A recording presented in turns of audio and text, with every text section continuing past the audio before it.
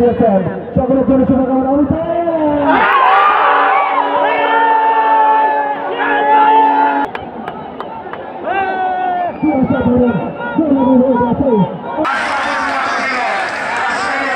বাড়িয়েছেন সেখান থেকে সামনের দিকে যখন বল বাড়িয়েছেন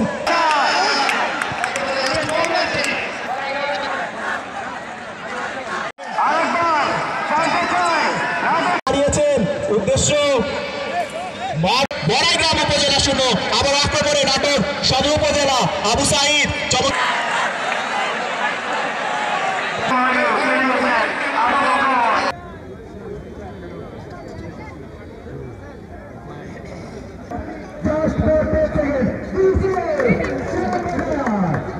জি আলহামদুলিল্লাহ আজকে দর্শকের অনেক সমাগম ছিল, গ্যালারি ভর্তি দর্শক ছিল, যার কারণে এবং আমাদেরকে যথেষ্ট দর্শক সাপোর্ট করছে। আমরা প্রথম ম্যাচ থেকেই আমরা পরিশ্রম করছি এবং আজকেও 1-0 গোলে জয়লাভ করছি। আমরা নাটোর সদর টিমের যে ডিসি আছে উনি অনেক চেষ্টা করছে আমরা যেন চ্যাম্পিয়ন হতে পারি, আমরা ওনার মান রাখছি।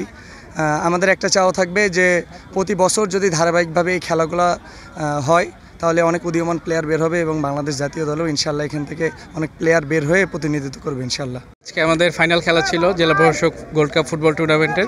আমাদের বড়াইগ্রামকে, শক্তিশালী বড়াইগ্রামকে আমরা হারিয়েছি। আমাদের প্রথম থেকেই ইচ্ছা ছিল যে একটা ভালো টিম গঠন করার, আমরা সে ব্যাপারে পুরোপুরি সার্থক।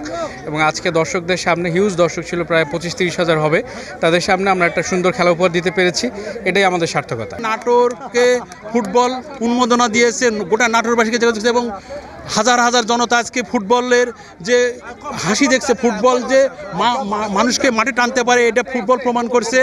এবং নাটোর সদর উপজেলা চ্যাম্পিয়ন হয়েছে, এজন্য নাটোর সদর উপজেলা দর্শক খুব গর্বিত এবং আনন্দিত এবং এই জন্য আমরা নাটোর জেলা প্রশাসককে ধন্যবাদ দিতে চাই।